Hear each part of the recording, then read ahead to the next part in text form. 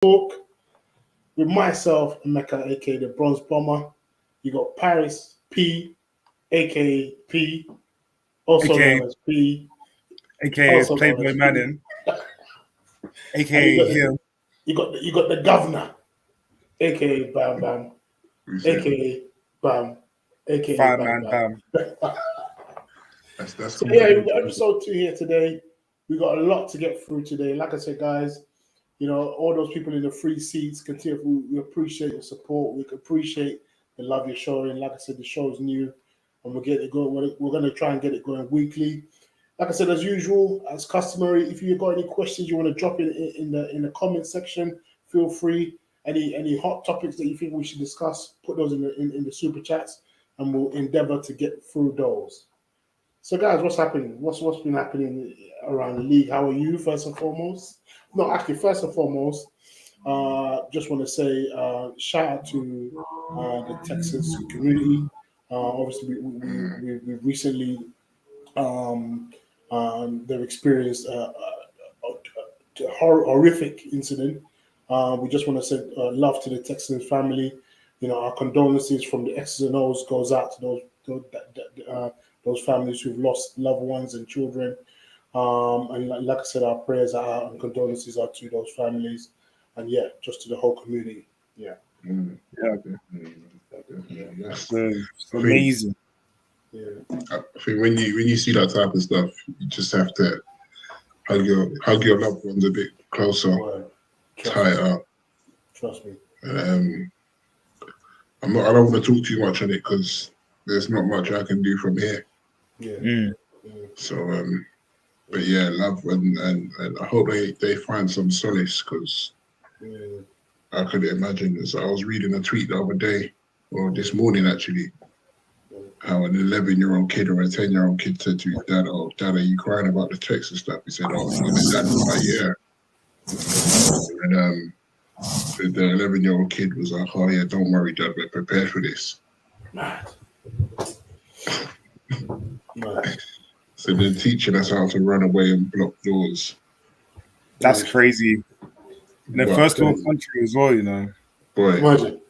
a country where it's illegal to get an abortion, but you can get a gun. But I'm not talking about it. I'm not talking about it. Let's move on. Yeah. One more step. So what's been happening? What's been happening around the league? Like I said, I think the NFL is going to be crazy. Hold on. You haven't mentioned the fact that I'm an undefeated quarterback in Romania. Like, you have to get to the most important things first. Then we can maybe talk about that little league in America or whatever. Okay. You see, what's the capital of Romania? Huh? What's the capital of Romania? Bucharest. We'll allow you. I'm now so also Pete, tell us about your expedites. Bro, Tell I us can't about lie. your expedite. I don't understand how I get myself into these things, but I think initially, I think he was asked by a mutual friend of ours about playing an exhibition game out there.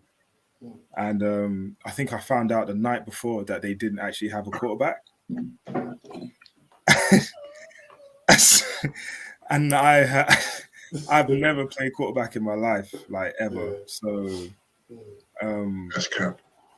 No, like in a game. Yeah, exactly. Yeah, right. In a game. Well, everyone's throwing the ball around a little bit, you know what I'm saying? Like, but I actually played. I've never practiced as a quarterback. Like, I've never been a quarterback. So I'm officially want to know. We're probably going to do something on it after, maybe a featurette. Maybe I get my own little out of bounds or whatever the hell you guys do. I want to be all over the Instagram page. This guy. Because I'm just saying, there's no other undefeated international quarterbacks that are British. So I'm a rare breed now. You know what I'm saying? I'm just saying. Yeah. So what are your stats? What's your stats?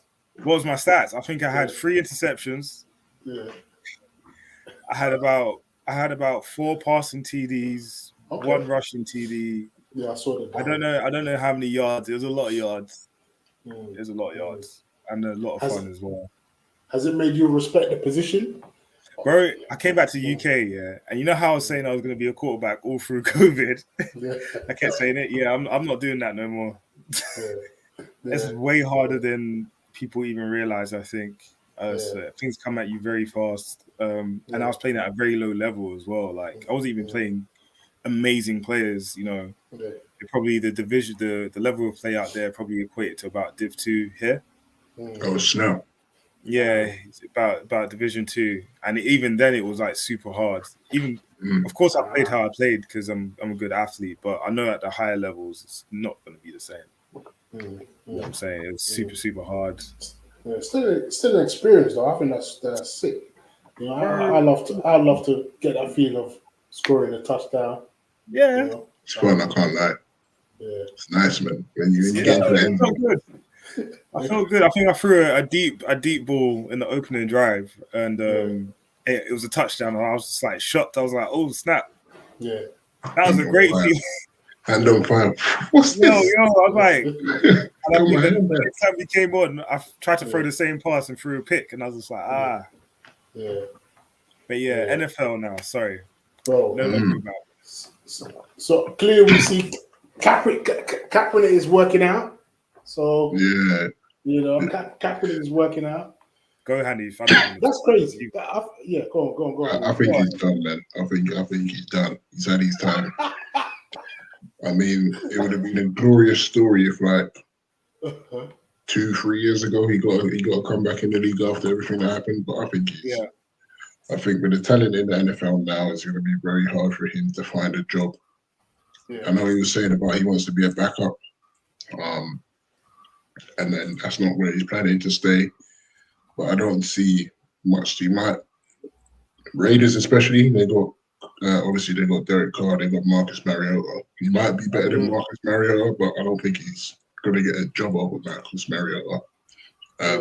Obviously, they got Josh McDaniels as a head coach. Josh McDaniels, I'd say, if I'm likening Cam to like any QB, I'd liken him to if I'm likening Kaepernick to any QB, I'm likening him to Cam Newton. And you saw what happened when Cam Newton was at New England. Josh McDaniels didn't know how to utilize the strengths of Cam Newton. And Cam Newton and Cap, for me, are on the same level. So I don't see that working out. I see Price shaking his head. Obviously, I think Cam is better. Don't get me wrong. I think way better. It's not even close. But I'm saying in terms of like the level that they're at, they're kind of like the old school hybrid QB, where you got the new school kind of like Josh Allen, Lamar Jackson, Patrick Mahomes and such. They're not just the pocket passes they can run, but they can also do stuff that you're looking at and you're wild. I don't think Cap has got anything that we're going to look at and be like, this is going to expose defenses in the league how he used to when he got to the Super Bowl. When he was an active player. I mean, it's good for him. But I kind of feel like he'll be a small fish in a big pond. Well, personally, I agree with you. Definitely. He's not close to Marcus Mariota, who's now, I think he's at the Falcons now. Of course. Technically, they have a roster spot, but I don't know if any of you have actually watched Kaepernick work out. But just looking at him and how he throws the ball, you can see why he struggled in the NFL. Like, if you don't even have to be an expert on quarterbacks or anything to see that maybe his throwing motion is off. And obviously, he's up there in age. He's in his 30s now.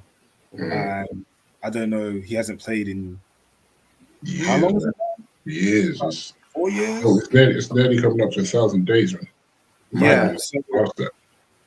I don't know why he didn't take the opportunities in the XFL when that was around, or PFL, even international. But I think, like, as a player, if you are a professional athlete, you never stop playing. Like, you just can't afford to.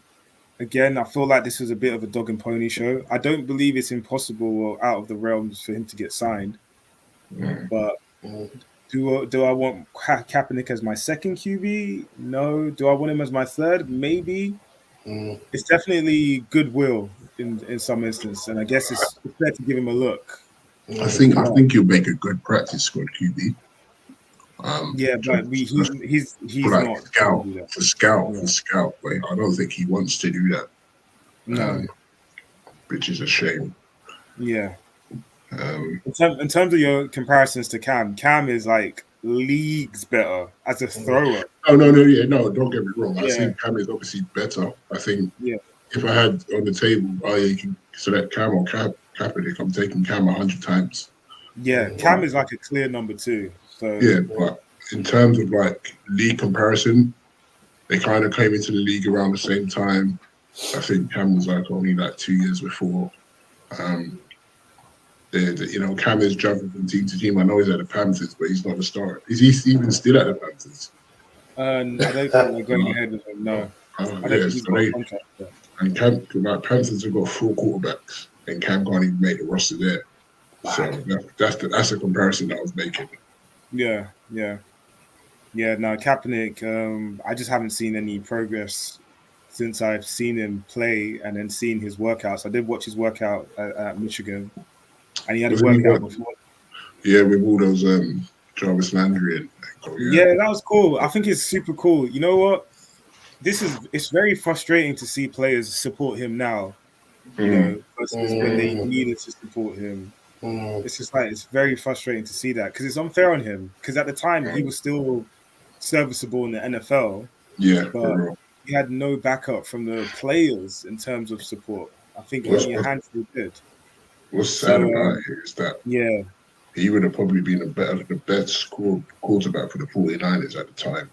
Yeah. And like it's kind of corny because the NFL's got this Rooney Rule. They got all these things. They're doing everything for diversity and inclusion and speaking more about like mass police shootings and all the shit that black people go through in America. Yeah, but, like Cap's still not on the team. And as you said, like 2-3 years ago, maybe there was still a buzz around him. I think he's a has-been. Unfortunately, I think he's a has-been. I think the league has moved on too much for him to adapt to like competing with the likes of like Kyler Murray. Kyler Murray and I was even looking back at like his Super Bowl. Lamar Jackson. I said him. I'm not going to say him again. I was even looking back at his Super Bowl run, and like he wasn't. It's hard to say that QB's not great for reaching the Super Bowl, but he wasn't great. No, like he wasn't spectacular. I should say he was great. He just wasn't spectacular. And now you have a lot of spectacular quarterbacks in the league. I think it's just going to be. I just think it's good. I don't even think he's the 32nd best quarterback. Well, that would be a massive compliment to say that. So no. Yeah, exactly. I don't even think he's the 64th best quarterback. I definitely see. I think it's worth like to have a look based on his resume pre. But this is 1,000 days of being out of the league. That's But it's still worth to take a look. You know what I'm saying? Yeah, I think it's more due diligence, and I feel like it's kind of like like when you give veteran players a victory lap. Yeah. I think it's about respect as well. Like at the end of the day, he did play an important role in the NFL story, and to act like he's not an NFL player at all would be ignorant of all of us to say. That being said, I just don't think there's a need for anyone to have a Kaepernick right now. Too many young guys that are better at it now than he is, and he doesn't have the arm talent to sit in a pocket. So what can you do with a 30-plus quarterback who's meant to be a runner? Like nothing. Not in this league. Yeah, exactly. Is he coming back for the money? Do you think he's coming back for money? He got paid by Nike, man. I don't think he got paid out. He got paid out by the NFL, and he's getting paid by Nike currently. So he doesn't need the money. But we have to understand, this is why what he did was so powerful, though. Because you got to understand, he sacrificed his dream. To do what he did. And I think we have to acknowledge that. And this is why I say it's about respect. Because he did it at a time when no one else was brave enough to really take a stand or a knee and it's hard because we have to kind of separate the player from the actual action that he did. As a player, we all know he belongs in the trash heap. Like, let's be honest, he does. But the person, like the strength of character he has, like I can't say that I would. Yeah, like, and it's a shame. It's almost in fact, he's a revolutionist. Yeah. If we're gonna call it anything, he's a revolutionist. Like, it takes a lot for someone to say, you know what, I can sacrifice my career. I can sacrifice, what's putting the food on the table, what's keeping the shelter over my head to stand up for something, for the injustice. Like, you see, it's almost like he started a new wave of the civil rights movement, so to speak. Yeah, he tried to. In terms of, like, obviously it was a thing, it was happening. As Will Smith said, like, it's not that it wasn't happening, it's just getting recorded more and shown. So it's not like it wasn't happening. But now it's not getting swept up. Obviously, like, there's still mass shootings and mass killings, and God knows something might have happened today that we're unaware of. But at least people who aren't just in the States, are more aware of it now. And I think Cap has a big part to play in it.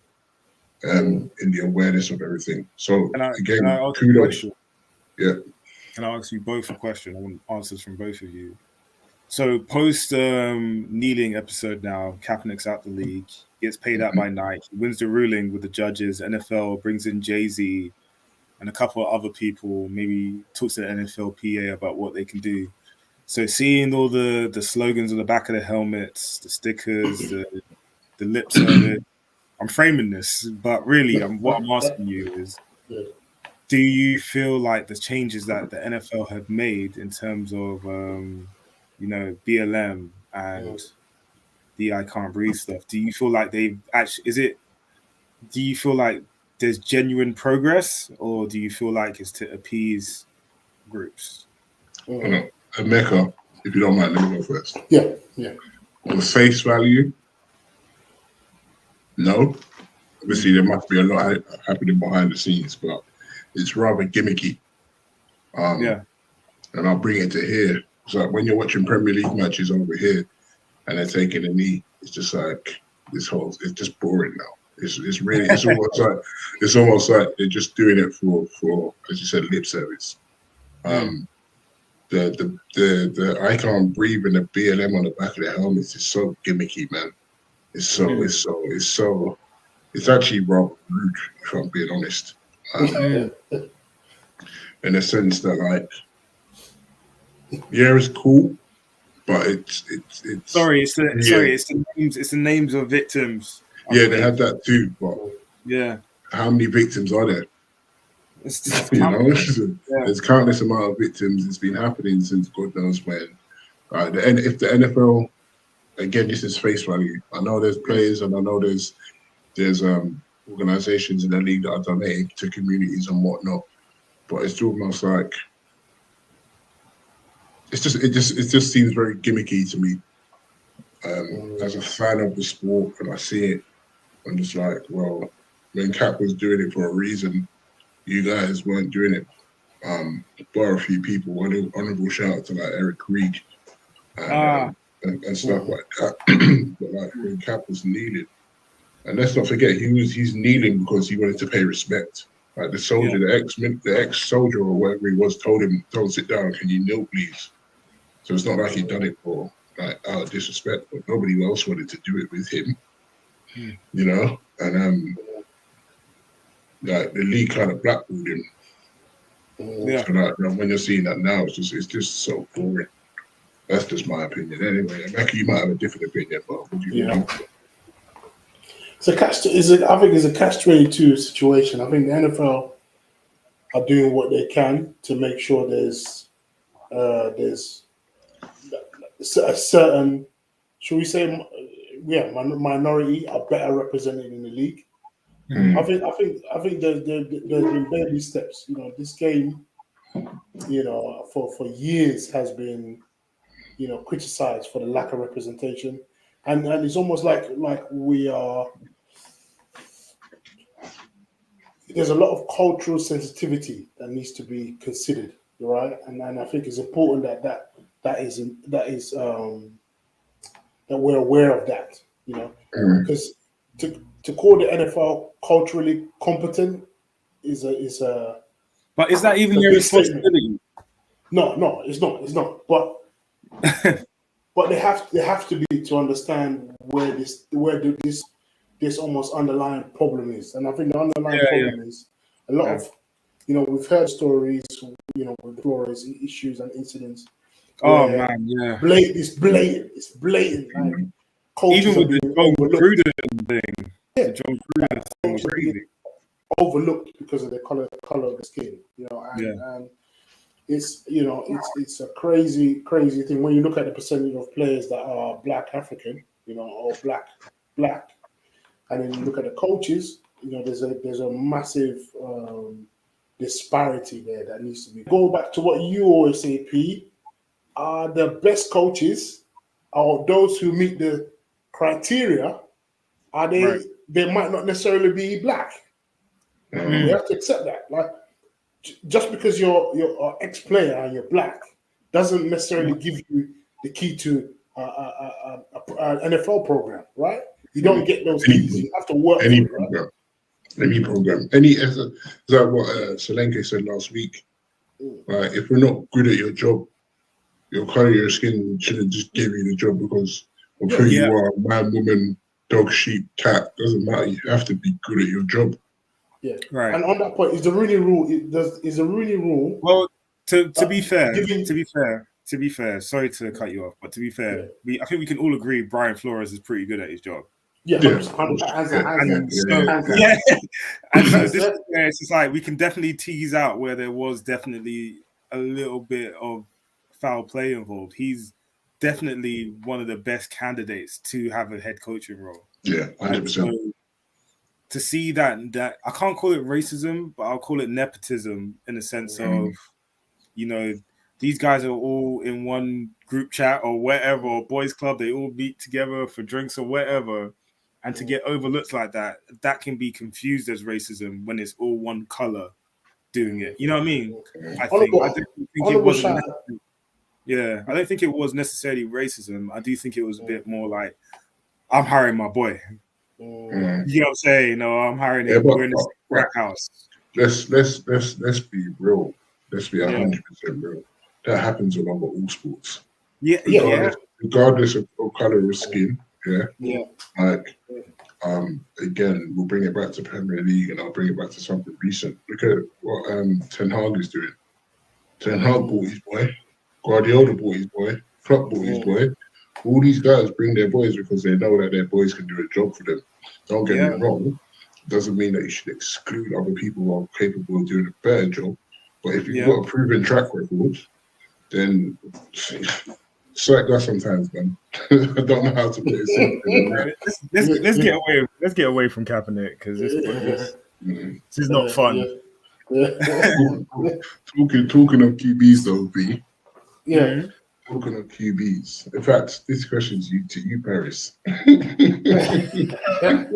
Deshaun Watson. Sorry, I think there's something wrong with Watson. Okay, go on. Paris, how do you feel? I need to know what is going through your head as a, what do you call yourselves? The Browns fan. Dog pound. Dog pound. As a disciple of the Dog Pound. As a K9. As a K9. One of the K9s of the Dog Pound. How do you feel? Man. Right, listen. Okay, let me lay it out for you, all right? There's a couple. First of all, I was extremely excited. I was a massive fan of Deshaun Watson. Massive fan. But I think we've messed up. Because as talented as this man is, he does have a massive black spot in his record that I think is going to affect his ability to play this season. We traded away a lot of value to get him, and I understand that if he didn't have what was attached to his name. But I think just from an ethics standpoint, we should just stood clear of it To be honest, we should have stood clear of it. But it's tough, man. I'm a fan of Deshaun Watson, but at the same time, he had 30 counts of sexual misconduct, which is very different. And I want to stress that it's not assault. It's very different. But at the same time, until that is all cleared up and we have a proper clear picture of it, we shouldn't have gone anywhere near him. Now, so what's the worst case scenario for you? The worst case scenario is that he's suspended for half the year, I believe. You think it's hard? Isn't it indefinitely? Nah, I don't think he's going to get indefinite because he hasn't been convicted. It wasn't. Okay, He's got no criminal charges. I think that was why they took him on. It's like it's not criminal now. So I don't know. I feel like this is one of the problems that the NFL has is teasing out where their jurisdiction lies. Like, does a player's personal life matter or not? Because when someone's smoking weed, up until maybe a year ago, they struggled to get on the flipping field. It's very confusing to see their policies because they got their domestic violence policy. Ray Rice got the whole entire thing thrown at him.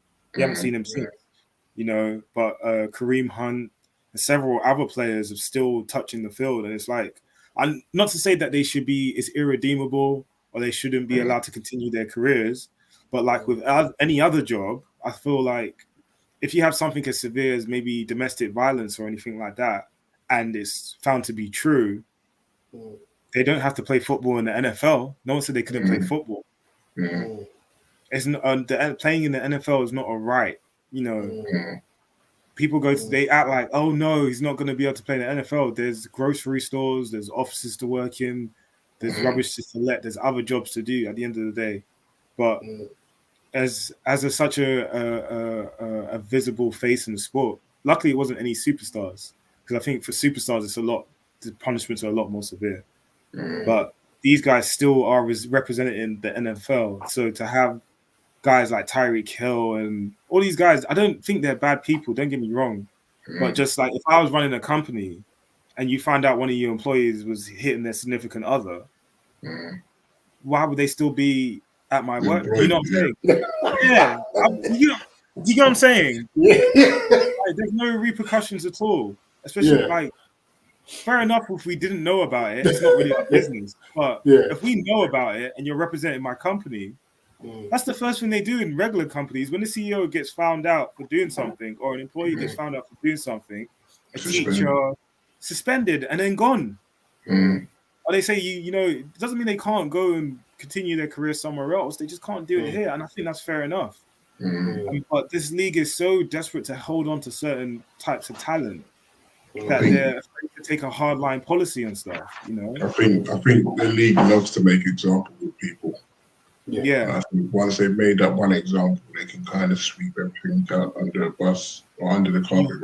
Nail on the head right there. But on top of that, like you mentioned Ray Rice, then you had the Adrian Peterson stuff. And then like all this other stuff, you get like these guys get their DUIs and whatnot. And like a normal citizen, like DUIs is a serious offense. But like one person's got it, it's just this guy's got a DUI. Let's see what strings we can pull to make sure it's not seen as if these people, and again, they're not bad people. It's just people just doing bad things. And I think without getting too political, that's something that I feel like as a fan of football or as a fan of sports, people need to not get too confused. It's not like I really. It's a conversation for another day. But Aaron Hernandez, that's a bad person. Like being associated with murder, you have to be a bad person to be associated with that. Don't get me wrong, hitting your rifle. Bad person. It's the person doing bad things. Don't get me wrong, and take it very serious. It's a serious offense. Like, as Harry said, doesn't mean that you can't continue living your life and doing another job.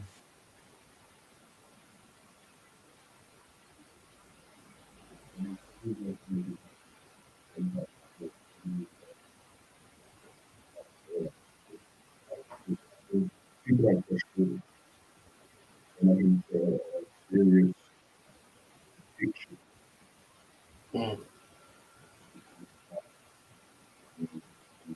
So, I mean, limitations and definitely a number of times. And then for the NFL to turn around and say, you know what, we're not going to sanction people for recreational marijuana use. It's just a kick in the teeth if you look at it from his point of view, like his mental mindset and, you know, things that had happened to him during the time where he was arguably top 5 receiver in the league when he was at Cleveland. Oh yeah, heck yeah. Jeez, man, listen. You know, I was a massive fan of his, you know, so that's tough. And what he did was relatively harmless compared to what these guys have done. Right, exactly. It's unbelievable. Like the inconsistency is just exactly. It's worse to do drugs than he hit somebody. It's like Tyrann Mathieu coming out of college, suspended by LSU, you know. But if you look back at it, his story, it was like he saw his uncle doing it, his grandma doing it, everyone's doing it. Yeah. You know, if you're growing up in that type of environment, then, you know, it's exactly. And like, there's worse drugs than weed, man. And there's worse effect, you know. I'm not saying go out and smoke weed. I don't want to put that message out. I'm not saying that. But, you know, like, it's not like these guys are going out and killing people or going out and, like, you know, mass shootings or mass murders and then coming back on Sunday to their facilities and playing games for the country to see. I know Aaron Hernandez did that, but or allegedly did that. But, you know, as I said, there's worse drugs than weed. On the back of that, with great money comes great responsibility, bro. All right, Peter. Like, you're being paid like to be squeaky clean, you know, not get involved in drugs, not do DUIs, not get domestic violence incidents. Come on, bro. Like, man, you've come out of that trap. I hear you. Why do you want to go back into it? Like, and that's a problem. For me, that is the biggest problem, where I don't know whether it's an issue where, you know, people like Deshaun Watson are from high school, they're put on this mantle, this pedestal, right? And they're conditioned to feel like gods. They're conditioned to feel like they're above the law.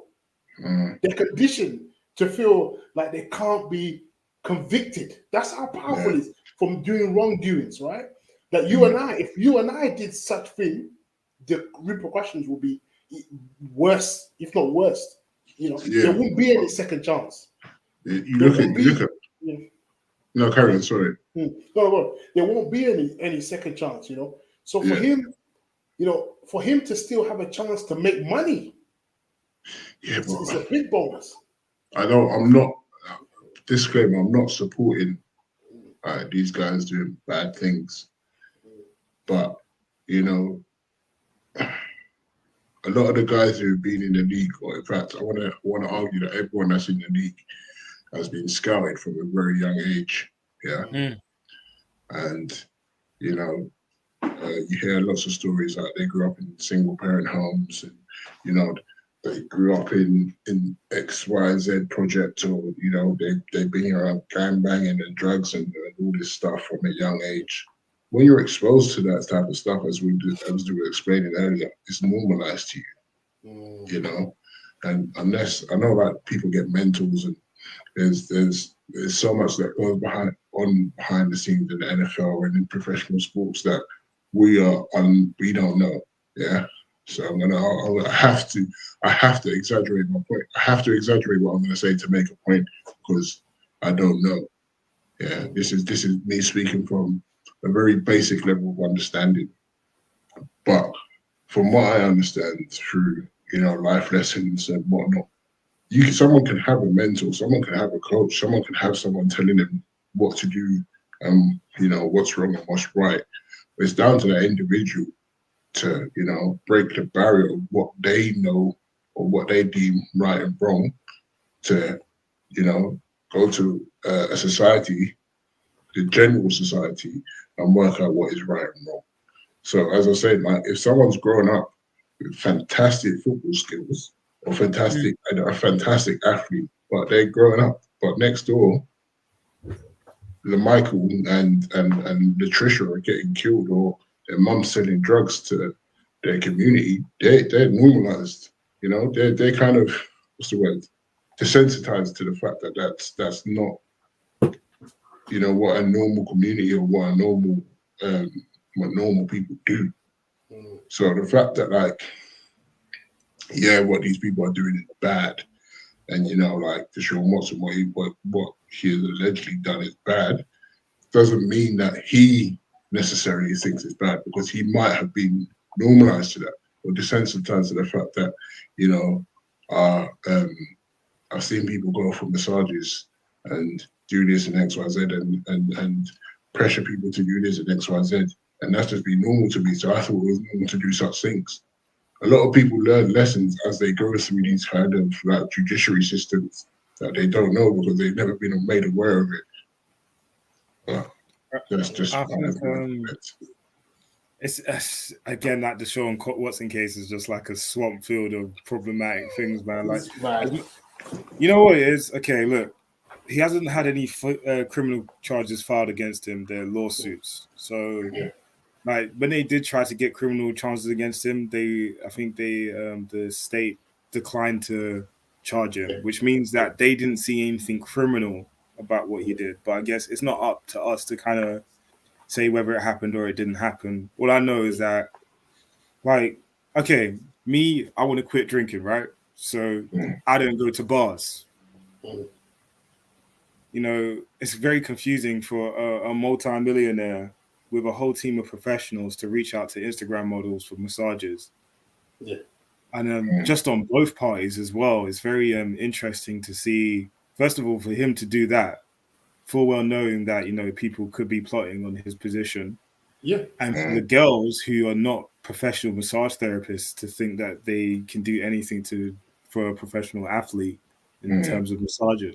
Like, there's ignorance on all sides here in terms of just missteps and not taking care of one's own self. So again, I've looked at all the news articles and I just can't make heads and tails of anything. But I just feel like if I was a GM, I would not touch him with a 10-foot pole. No, like I just wouldn't. It just doesn't make any sense. It's messy. It's very messy. Yeah, it's quite irresponsible. It's like, you know. So what's your gut saying, Paris? Look, my gut saying is common sense says that, you know, 30 counts. There's a truth in there somewhere. I definitely think that it was padded with some people who got brought along lawsuit wise to get some money out of him. I find it odd that they went for lawsuits before going for criminal charges, which I think is quite suspicious. Like, you know, if someone commits a crime, you don't want the money, you want to see them in jail. Yeah, 100%. But this is the problem with America, is sometimes this is why it makes it hard. Because it's like anyone could file a lawsuit against you in America. It doesn't have to be true. Like, you know what I mean? On the flip side of that, like, he's by his own admission, he's interacted with these people. Yeah. You know? And there's so many in a massage parlor where where you're naked or whatever. There's so many opportunities for miscommunication or you know, like, it's not a risk that you should take. You know what I mean? Go get a professional. It doesn't make any sense. Go to your facility. You can literally go to your facility and get the same thing.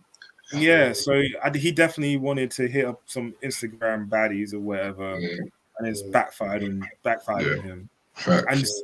And this is another thing, is that those women, as much as it seems a bit confounding to us, they could be genuinely intimidated by a 6'3" NFL athlete. True. Yeah. True. Even if he doesn't intend to. Yeah. And it's not up to us to decide whether they were or were not. It's like, if she's like, you know what, I felt intimidated, then she probably intimidated. Because I think we've all got examples or know women that have been in those situations where they kind of just like freeze up. Wasn't there a report saying that 87 or 83% of women? Yeah. Yeah. And they just feel intimidated. They're physically intimidated. You know, they're out of their depth. They thought they were just going to meet someone who presents as a very nice superstar, you know, very respectful, etc., etc. And they could have just been miscues, or you don't know socially what's happening. I just don't know. But the fact that I don't know, I just would not sign it. Yeah. No matter what my investigators say or the police, I don't care. 30 counts. Are you serious? That being said, I'm gonna be looking forward to being in the Super Bowl this year. With Baker Mayfield. with Baker Mayfield. I know Baker Mayfield. He's either getting cut or he's getting signed. But either way, he's that is just a he's sad out the door. story. Yeah, You know, I honestly sad. I mean, as much as I hate the Browns, I mean, they gave us a good ride, man. They gave us a good ride. Ain't nothing. While it lasted, they gave us a good ride. Like, ain't nothing sad. Ain't nothing sad about flipping Baker Mayfield. What's sad is let's be real. What's sad is flipping Jarvis Landry. If we're being honest. Yeah. We're being honest. They didn't die. They didn't die. Yeah. I think again. You know what we've forgotten because we're getting old. Is see that draft class with Jarvis Landry, Odell, all those receivers. They're all now in their 30s. Yeah. It's true, man. So the decline is so do that. Take that information now. So Odell's 29, Jarvis is probably 30 or 29. You know, these guys are getting a little bit long in the tooth, and Jarvis was coming off an injury. Receivers, on average, don't get better after a certain age, and it just doesn't make financial sense when you got draft capital in the deepest receiver class. We've had 2 deep receiver classes now in a row, and it's just like, it doesn't really make any sense to re-sign him. You know, it just didn't make sense. I definitely feel like if they should have given him something respectable, they could have definitely given him the same or a little bit more than what the Saints have now given him.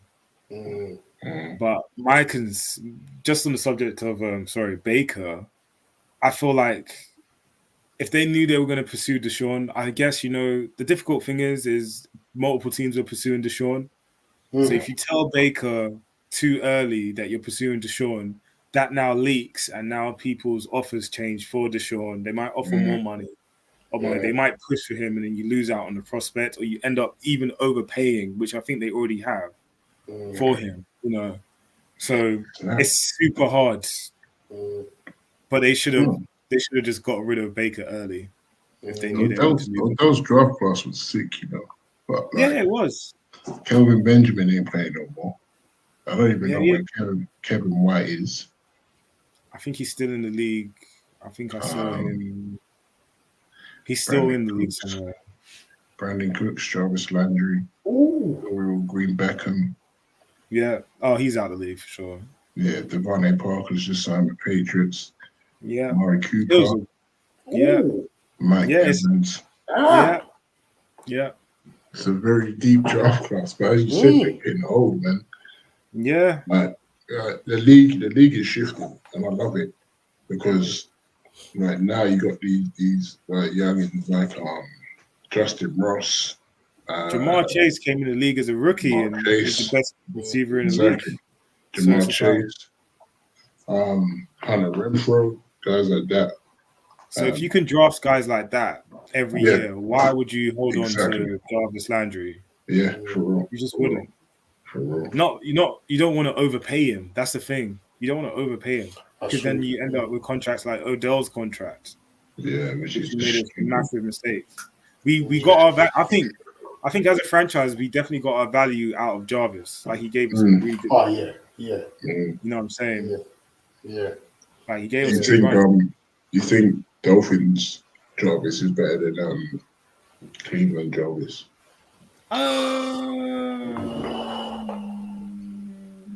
I think it's about the same. I don't think he had really a major drop off. I think in his last year in the Browns, he was kind of underwhelming. But again, it's the injuries; they just pile up. Yeah, I think it's a collection of things, though, isn't it?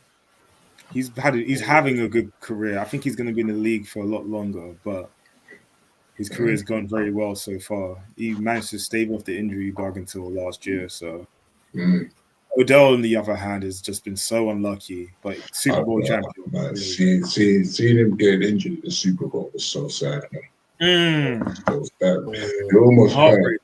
Yeah, for real. I was just like, just as a fan of football and a fan of him, full stop. Just sad. I'm actually happy that he got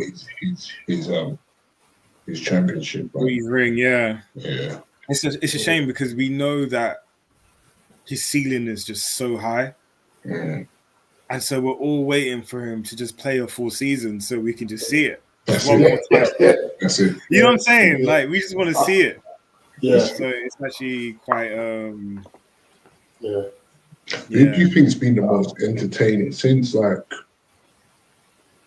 let's say since Odell's draft? Who do you think's been the most entertaining wide receiver in the league? Cooper Kupp. Odell's draft. Yeah, since 2014. The most entertaining.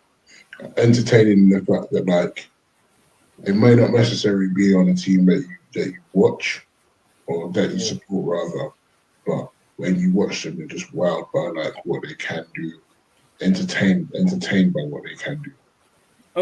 It's Odell. He was on the Madden cover. It's still Odell, yeah. It has to be, yeah. As much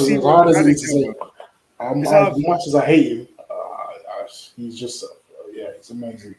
Those years in New York were just unbelievable to watch. I think a close 1B would be like Antonio Brown. Yeah.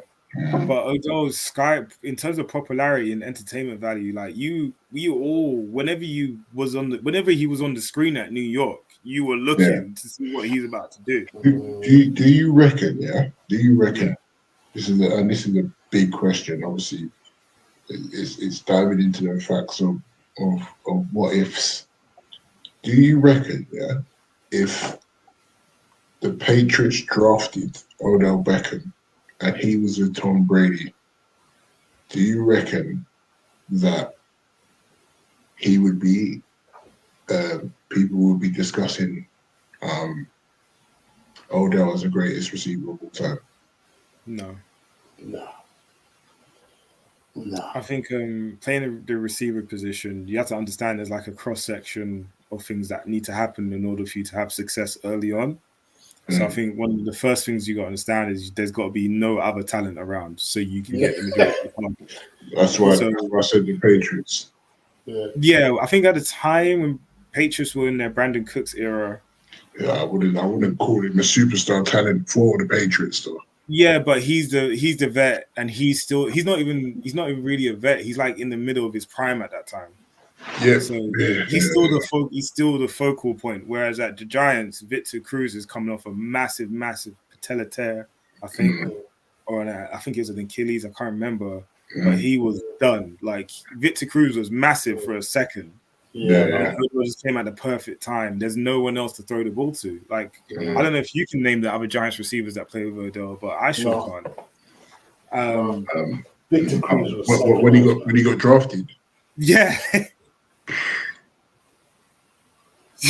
No. I can't remember. Yeah, believe it or not, I think Brandon Marshall was there for a second, actually.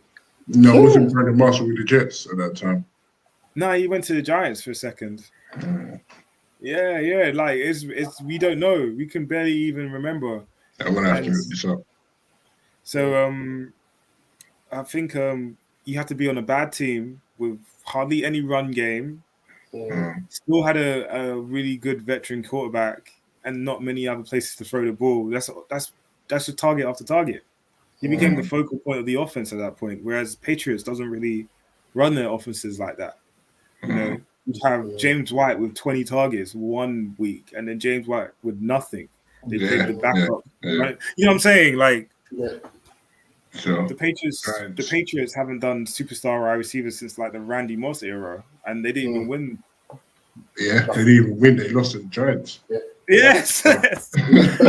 So they So had. to be honest, like even like making a receiver the focal point of your offense has never equated to winning Super Bowls. Mm. You know, so nah, I don't think so. Jarrell Jerningham. I don't know who that is. Yes, you really is this the receivers Kevin Ogletree. Yeah. Oh, I know. Preston Parker. Yeah. Ruben Randall. Who? Ruben Randall. Yeah, I had him Julian on Talley. Yeah, Corey nobody's. Washington. Exactly. Victor Cruz, as you said. And their tight end was I want to say Jerome Cunningham. Yeah, I did, bro. Nobody's in it. It's not even nobody's, but it's just like it was just primed. It's primed for him to go. Yeah. You know. So Victor Cruz was 27, and Odo was 21. Yeah, see, it's a long time ago, man. I'm telling you. Yeah. In other news, you got franchise QBs, palming, or should I say, stiff arming OTAs. I haven't seen this. Is it becoming a new fashion? What do you think? What's this? You got Lamar Jackson and Kyler Murray.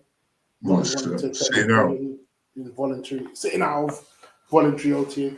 But what are OTAs? For those that don't know, what is an OTA in layman's terms? Okay, so before training camp, main training camp starts, they have something called OTAs, organized team activities, where they probably go through maybe new parts of the playbook, get rookies up to speed, just bring the team. It's like coming into workouts early. It's totally voluntary. Like none of the veterans have to be there. Okay. So usually they have a rookie mini camp, and then they have OTAs, and then they have training camp. And so OTAs is just like a casual run around, t-shirts and shorts, just to see everyone, knock the rust off, see where everyone's at in terms of strength and conditioning. See if there's anything they need to work on. Just see the overall chemistry of the team. Totally, it's non-contact from what I believe. It's not even in shells. I just think it's just lids, t-shirts. But it's totally not important to a veteran player, if you know what I'm saying. So you don't think it's used as a way to negotiate a better contract? There's no scope, man. There's no scope on it. I don't think it definitely is. You should definitely, if you're negotiating a contract, you shouldn't play any football because you get injured and all of a sudden the terms of your contract changes. Which is why it's so important for players to get their contracts done. Like they shouldn't touch the field. I mean, if you look at what happened to Earl Thomas, he was playing without a new contract, and look what happened. It's one thing after another, and now we have no Earl Thomas in the league at all. It didn't help that he shot your brother as well. Yeah, but either way, it's Earl Thomas. You sign you definitely lock up Earl Thomas. Veteran safety play in general doesn't really drop off with age versus cornerback play or linebacker. You know what I'm saying? Like you can have an old safety and he still can do a lot in terms of leadership and defense. So I don't understand why they pump fake on signing him. Silly move.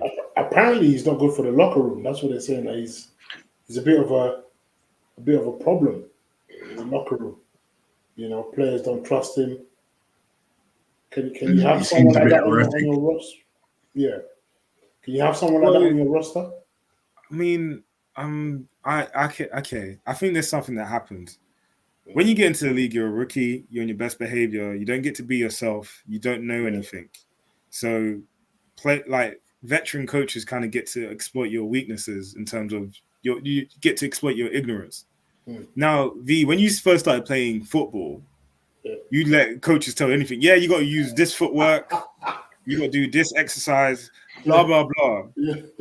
I don't know how long you've been playing now, but 5 years in, 12 years. So 6 years in, you got a coach just telling you something. You're like, bro, what are you telling? What are you saying to me?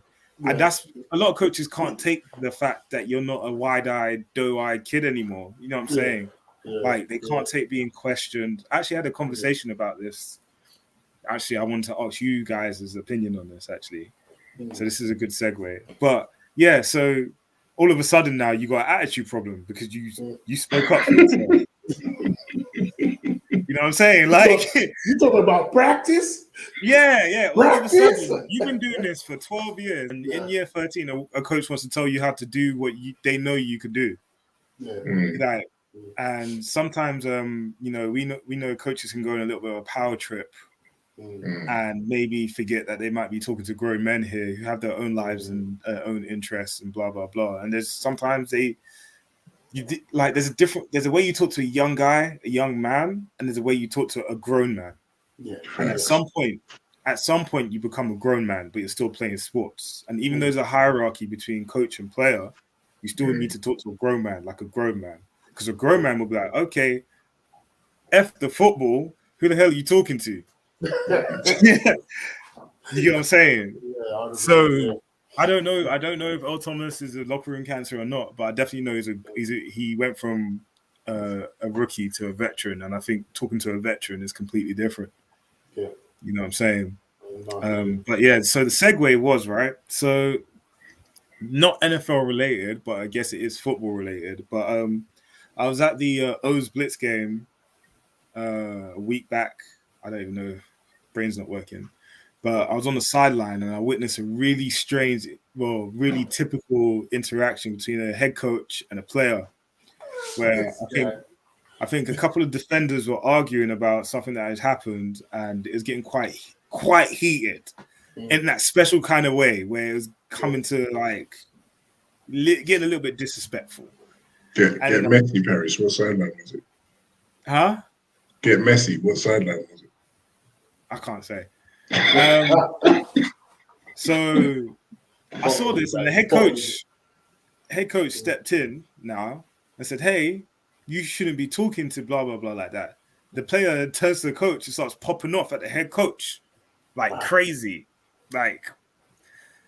and in front of the other players. Now, in my head, as now someone that coaches now juniors, I don't necessarily have those exchanges with my players. If my player talks to me crazy, I just won't talk to him. I'll bring him to the side and say, "Listen, can't lie, can't talk to man like that. I understand you're frustrated and blah blah blah, but I'm not gonna have that back and forth."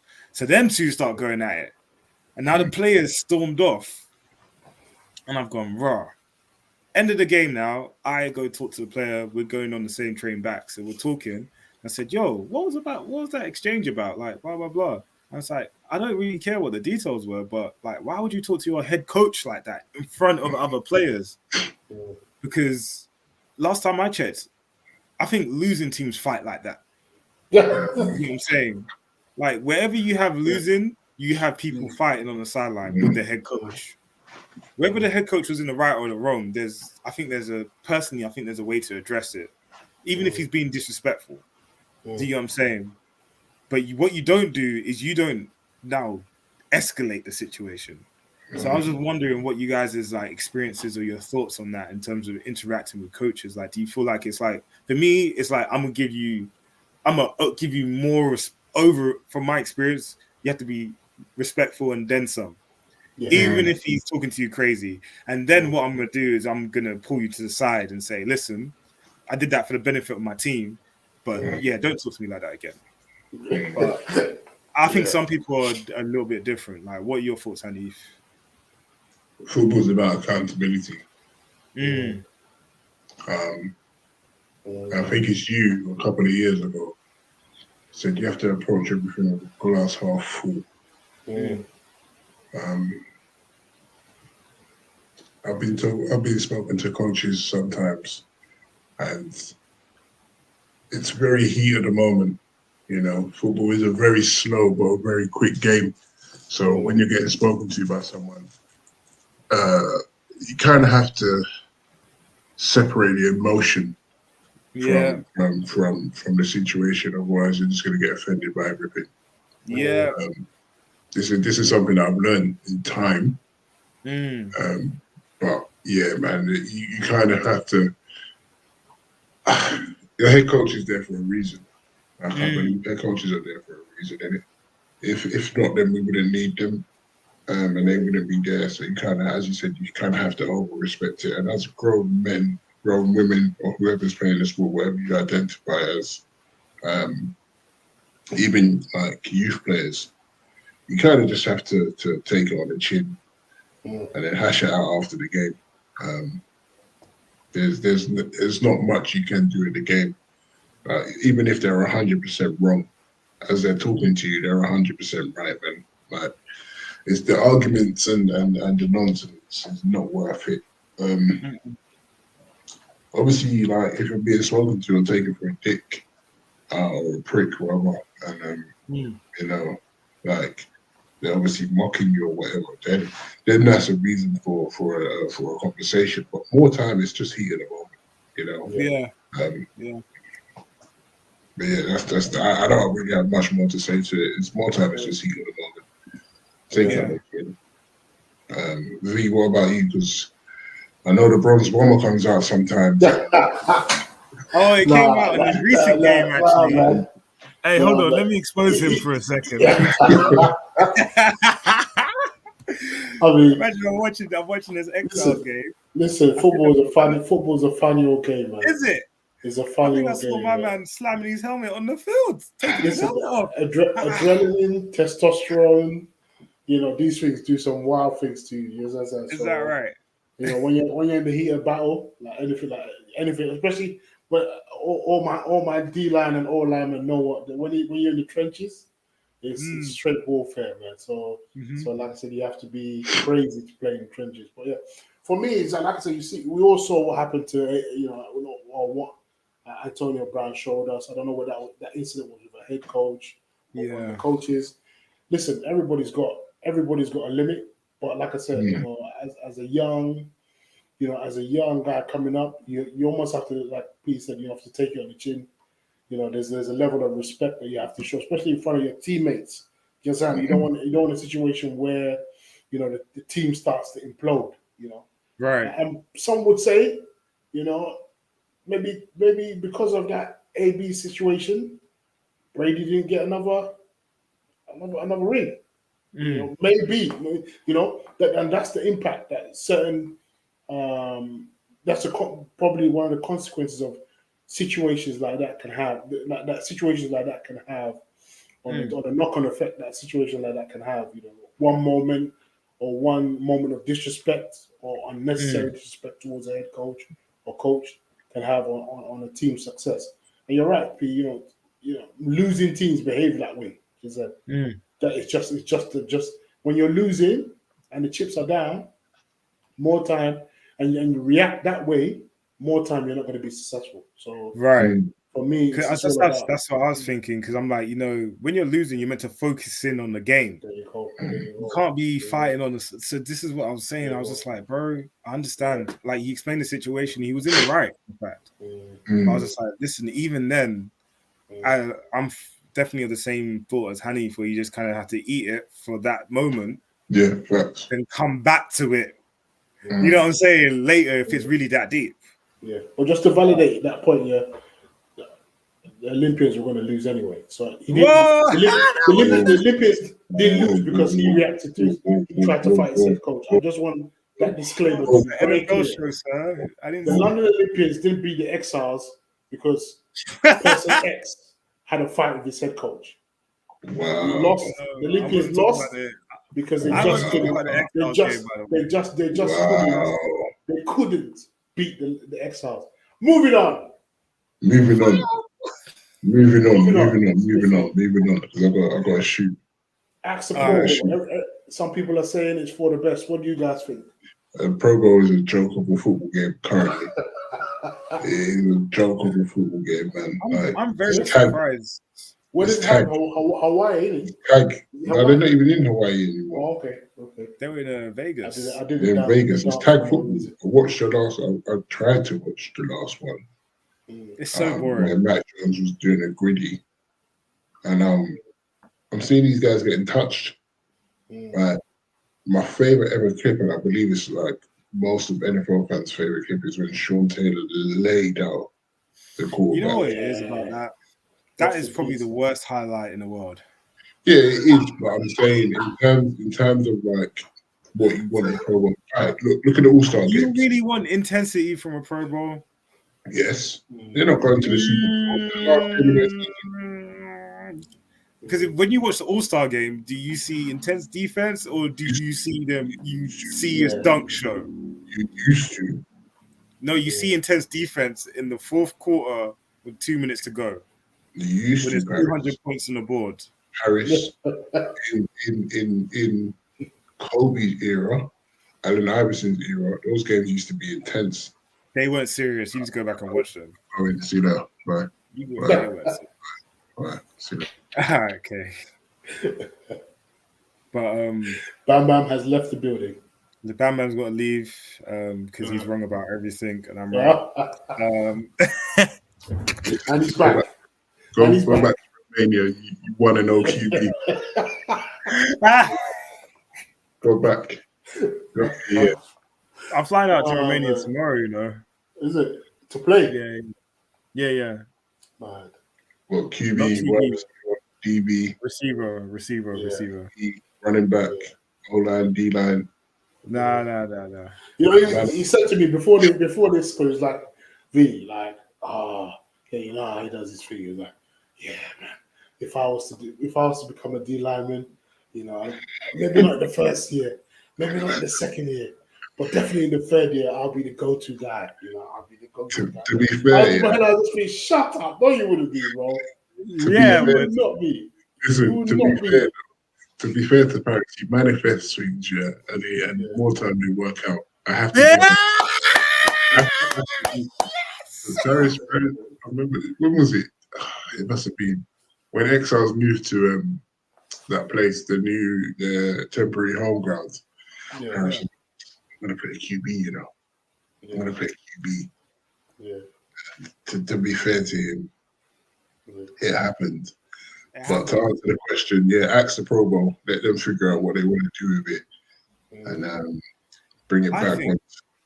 I think I want to see either them play like flag football or play like a celebrities versus like a celebrity game, like with flag. You know what I'm saying? Like I can't lie, watching Destroying's thing on YouTube was way more entertaining than watching. I'd love to just see them play one-on-ones. I like Chad Johnson, Ultra Cinco's idea, get the ex-Pro Bowlers, veterans versus the new guy. I think that would be sick. Yeah, not I think Ultra Cinco can still bang, you know. No, not bang. We don't want to see them bang. Who I do think can bang is Terrell Owens. Yeah, but we don't want to see them bang. We want to see them. I don't want to see them. I wanted to see. I'd rather see one-on-ones. Yeah, let's get some of that going. Let's get some fun. You see, on the subject of Destroy, like his YouTube content is probably my favorite YouTube content right now. Wow, who is that? Destroying. Like when he does the top recruits in Florida or top recruits in Miami, one-on-ones, and that shit is amazing to see, man. Yeah, it's amazing. There's so much talent out there as well. My goodness. Yeah, it's crazy. But yeah, let them ask it and figure out what they want to do with it, because I don't think it's I don't think people care for it. I want to see celebrities versus NFL players or a mix. I don't know. But anytime I remember I think Quavo had a flag football thing. So they have the team. He owned it, like him destroying. Oh, that's the fan controlled football thing. Oh, okay. But I know Quavo played QB at a flag football event, and he had all Blake Griffin on his team. And yeah. I remember that. It was really good. I was just like, this is way better than whatever the hell the Pro Bowl is, man. Yeah. Okay, Quavo's an athlete though. He can dunk it. Yeah, he's a pretty good athlete. Did you see the video of Blueface throwing a deep ball the other day? Yeah. But he was working out with some Patriots guys in Miami. Yeah, he played QB in high school. Yeah. When Cam was at Patriots, he was working out with some Patriots guys. He looked decent, man. He looked Hey, he's a good boxer as well. Did he win his fight? Yeah, he did. Uh, Oh yeah, Frank Gore got a knockout the other day as well. is it? Yeah. In what? In what? Against who? I've got no idea. I've got no idea. But yeah, Pro Bowl needs to go. We don't want to see that game anymore. Yeah. Let's get all the celebrities to play a padded game of football, and that'd be way more entertaining. Yeah. These guys don't want to mess up their contracts or their bodies for no reason. They're just here to collect their check. I want to see 6ix9ine and Lil Durk go at it one-on-ones.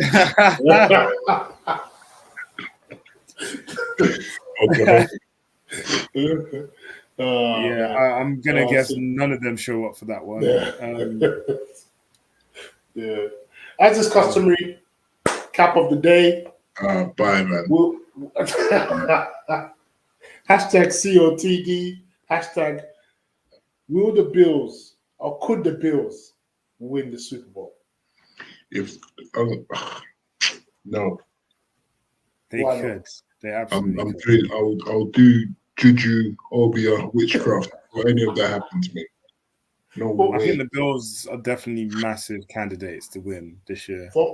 Von Miller's working out, proper working out. Proper.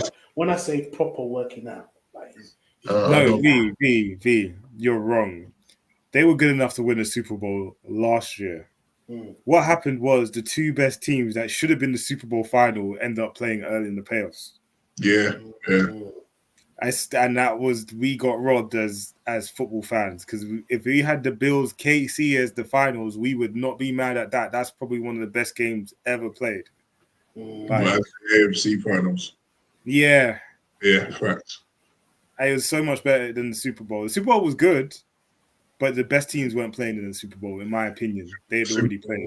Super Bowl should have been Bucks versus either KC or Bills. There you go. That would have been nice. Yeah. That would have been nice. Shout out to LA, but shout out to LA. Like Sean McVay is doing an amazing job.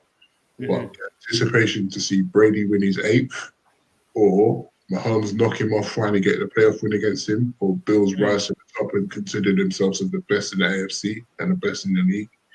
As a Patriots fan, I can't lie. I'm a Patriots fan, but before that, I'm a football fan.